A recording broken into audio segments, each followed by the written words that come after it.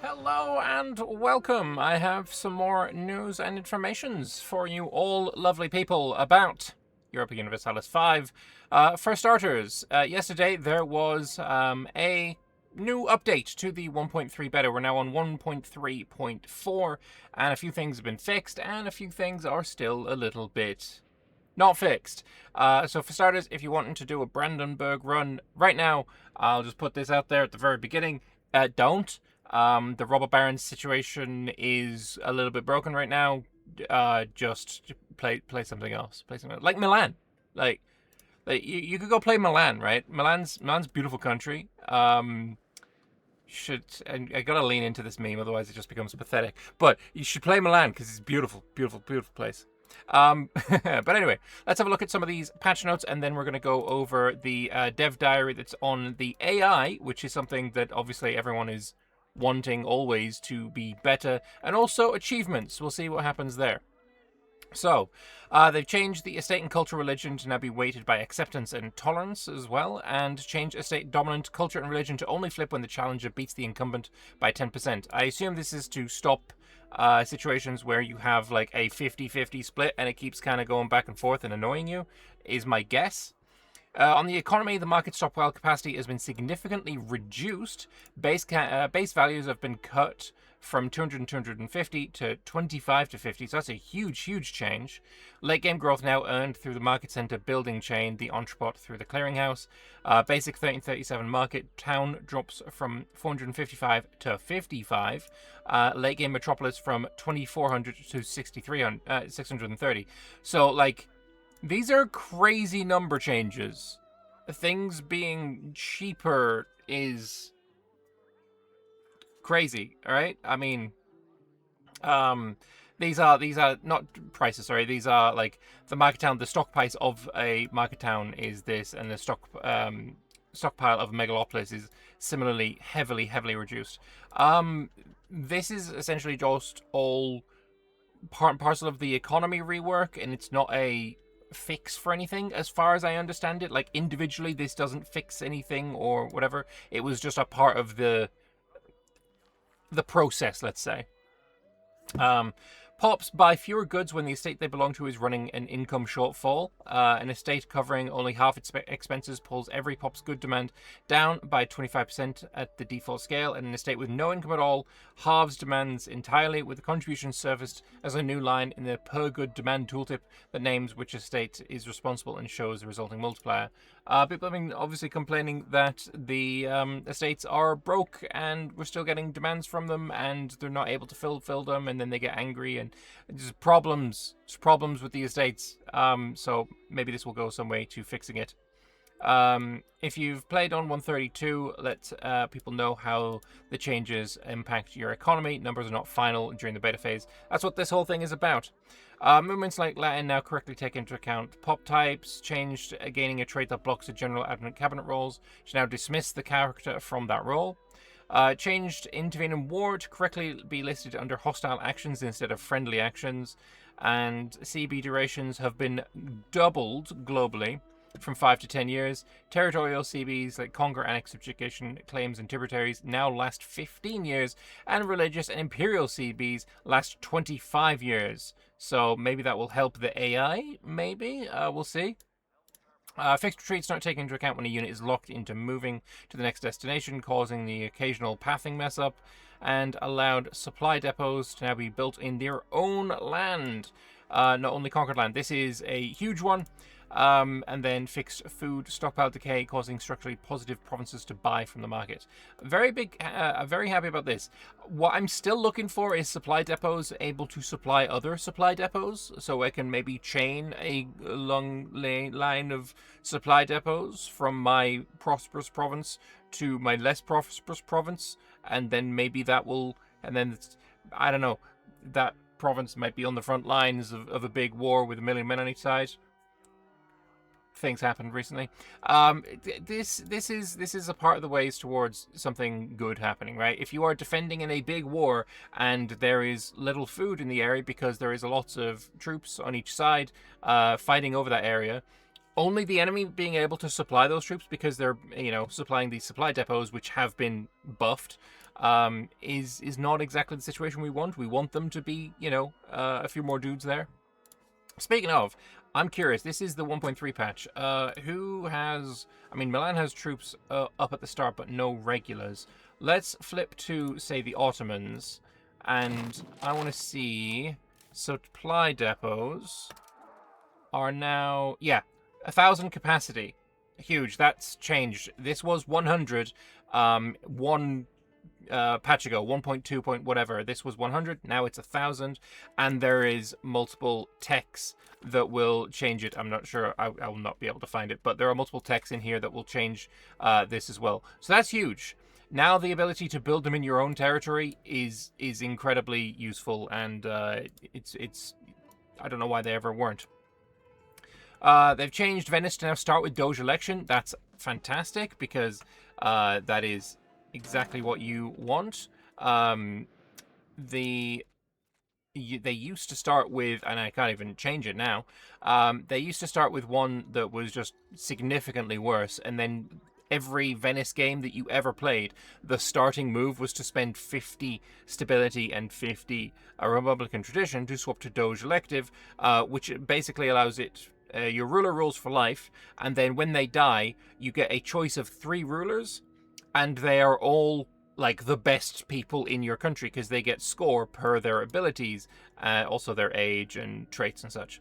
But you're going to end up with really good rulers because of this change. Fantastic. Domestic icon to Laodong Benchy's Iron Belt and stuff. Yeah, okay. Fair enough. Some fixed situations, including more Italian wars, things that have, you know, it's going through some changes. But yeah, Italian wars got some feedback and changes there. Fixed some disasters. Fixed Catholic Church's papal authority thing been fixed. Fixed some events. Added some stuff to the Byzantines. There is a new Sardinia Piedmont formable, which is quite nice. I'm going to have to give that a go. I'll play in Italy again, why not? Reduce the chance of boys being born as eunuchs. Okay then. Apparently a lot of people were like, why has my child been born a eunuch? What the hell is this? And it was essentially 1 in 500 were being born as eunuchs to simulate like birth defects and such, even though these birth defects probably should be more in the scale of like 1 in 5,000, and then why put that in at that point? And also probably more likely we should have, and it seems pretty freaking awful to say on a bloody YouTube video, but there should be more stillbirths in this game, to be perfectly honest. Allowed Verona to take territory in the Scaliger War. Very nice. I want to try out Verona. There is strategies that I'm looking forward to trying out.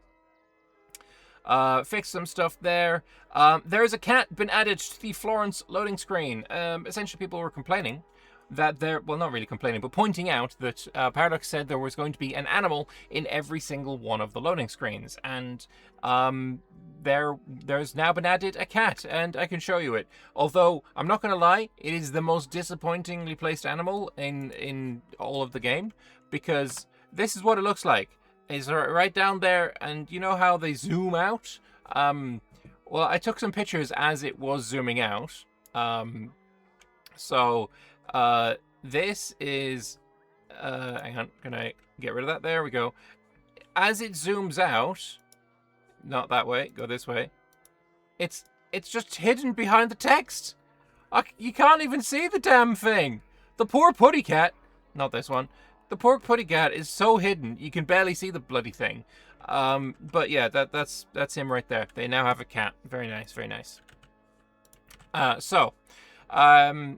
Modern Papal States flag appears in age 6 instead of age 5, which was too early.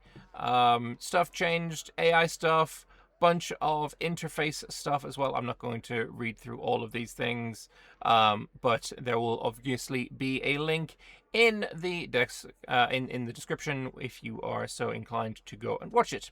So, what else have we got? We have a new Tinto talk, talking about AI disposition and achievements. So, Rayagi is going to be hosting us for this one, a confession of his sins. Last week he said that next week they'll be diving into feedback they've received on the updated Italian situation, but that's not the case. It's no longer accurate. They're going to spend some effort on some more time-sensitive information, primarily some of the small but meaningful changes along with the new achievements.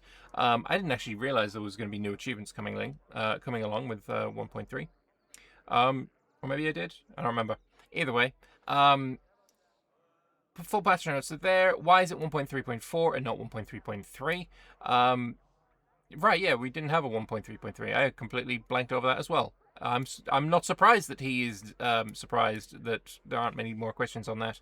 1.3 open beta process is to have weekly patches early each week with the room for hot fixes into the week if absolutely necessary.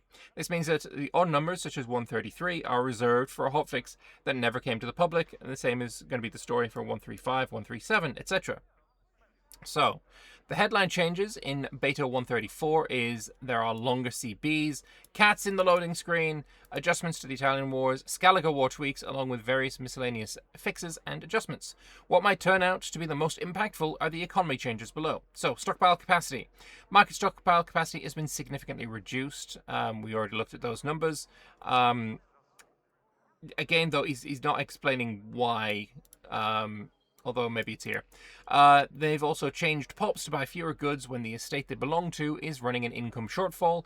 An estate covering only half its expenses pulls every POP's good demand by 25%. An estate with no income at all halves demand entirely.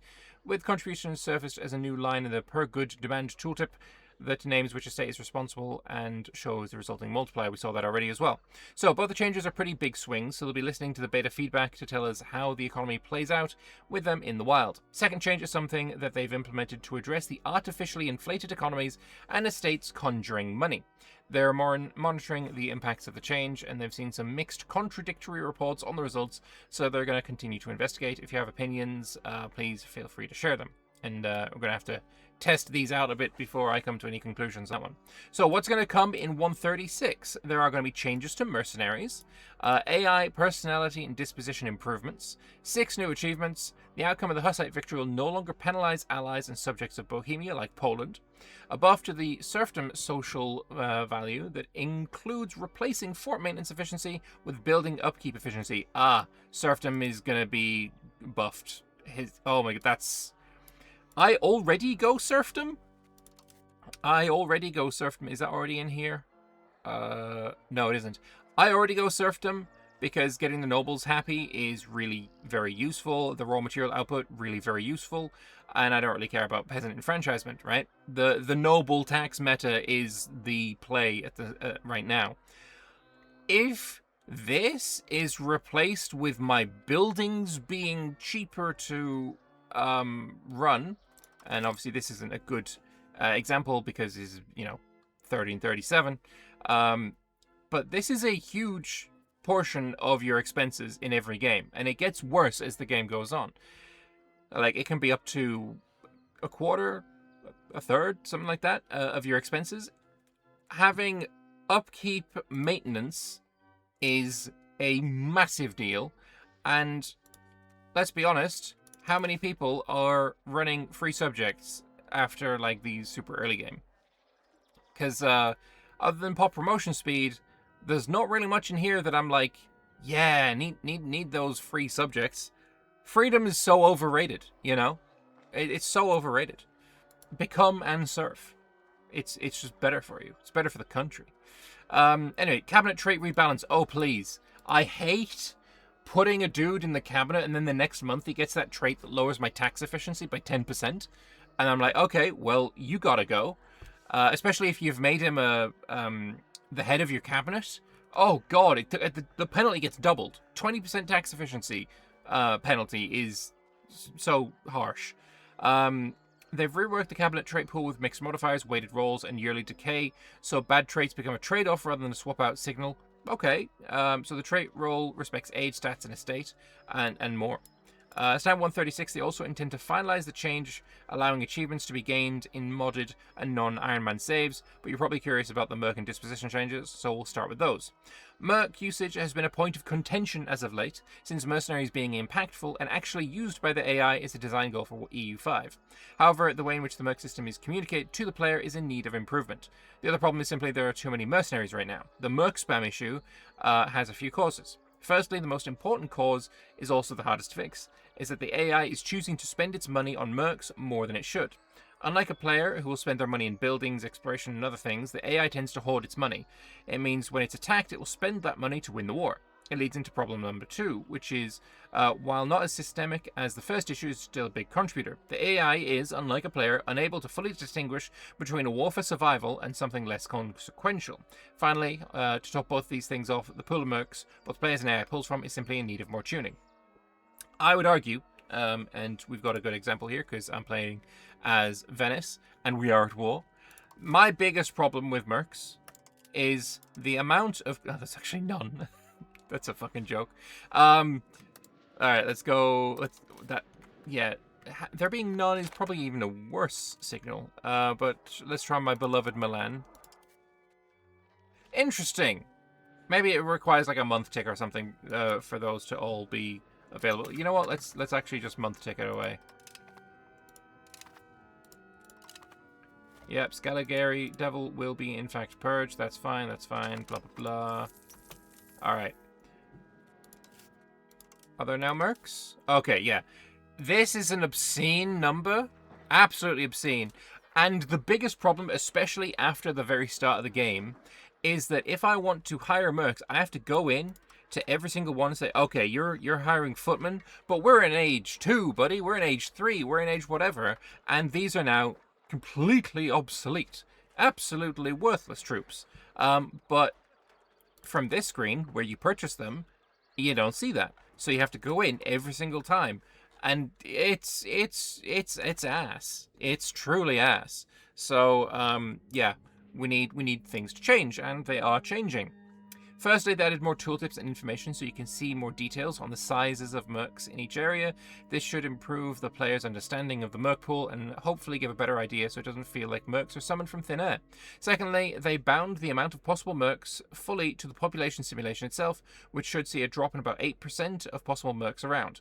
8% is trivial. It makes no difference. Honestly, it makes very, very little difference. A view of all mercs available in range divided by region. Okay. And then we've got a new regional tooltip as well.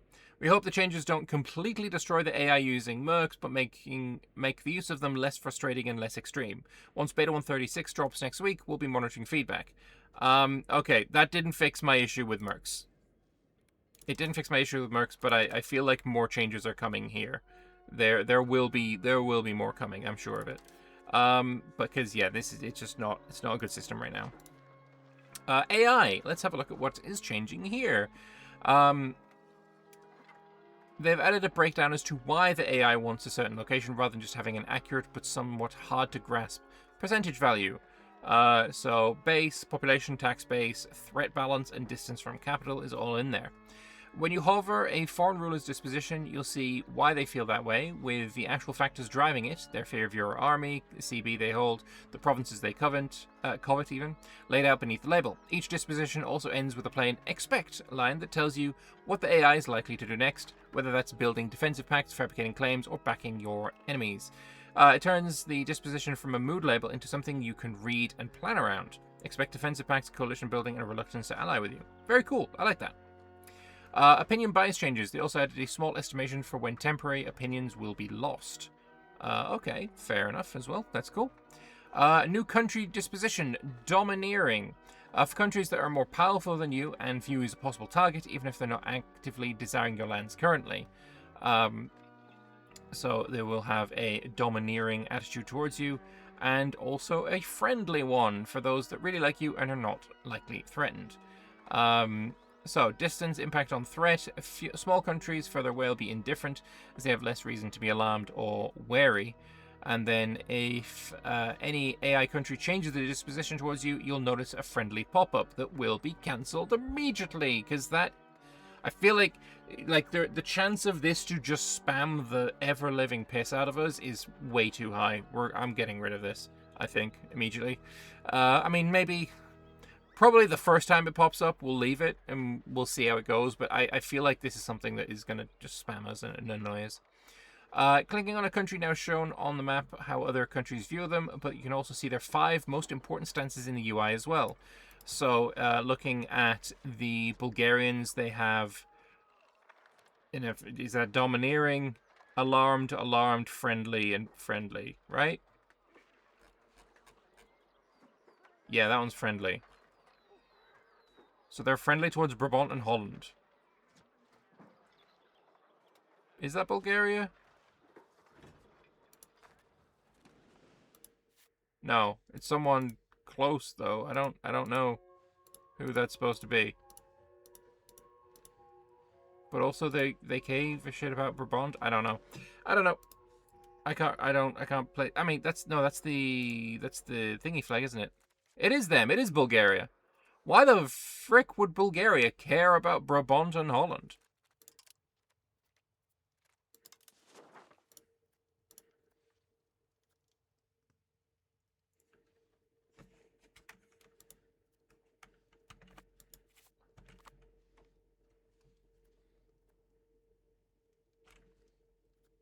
Hang on, if I click on Flanders. Okay, Bulgaria doesn't care about Flanders. I don't know. Okay, strange. In summary, we feel the minor improvements are not the sort of thing that are groundbreaking on their own, but put together in actual play that make for a more enjoyable experience. New achievements. Reach 80 credit worthiness without ever going bankrupt. Cowabunga, have a painter, sculptor, an architect, and a scientist in your court at the same time. Counting circles. Start as a county, become the leader of an imperial circle. If you can't beat him, join him. Win Guelphs in Ghibelline's situation after having switched sides at least once. This one is absolutely trivial. Oh my god. Start as Milan. Join the Guelphs. There's who, right? You start as an Ghibelline. Yeah. Become a Guelph. Win. Easy win button. Looks like I'm doing another Milan game. League of Legends. Emerge victorious from the Italian war situation as the leader of any league. Uomo Universale. As a country of Italian culture, oh, I mean, I could never. Own the birthplace of Renaissance while fully innovative. Holy shit, that if mods are available, I could just open up my multiplayer campaign in single player and just get this. Every country becomes fully innovative. Like that's kind of what the game, that's the game loop right now. Inno is like the value you push for. And that's all for this time. Next week there is a Spanish holiday on Wednesday, which means they'll be skipping a dedicated Tinto Talk that week. However, normal patch plans continue with 136 releasing early next week. And then after that, they're going to talk about the reception to Italian situations. Very nice. My thoughts are, I'm going to play another Italian game, obviously. My thoughts, I mean, I thought they were going to start talking about the reason that achievements are available with mods and without Iron Man. Right now, I believe you can get achievements only if you have Iron Man on, but you can use mods. I think that's the way it works right now. But, yeah, I'm surprised that they didn't talk more about that. In any case, 136 coming early next week. Looking forward to it. We'll see how these economy changes are going to impact things. I think the economy is going to be a constant balancing act that is never going to end. It kind of feels that way. But we'll see how it goes. Anyway, thanks all for watching. Here is a picture of a cat and some Italian stuff. I will see you guys in the next one. Bye-bye.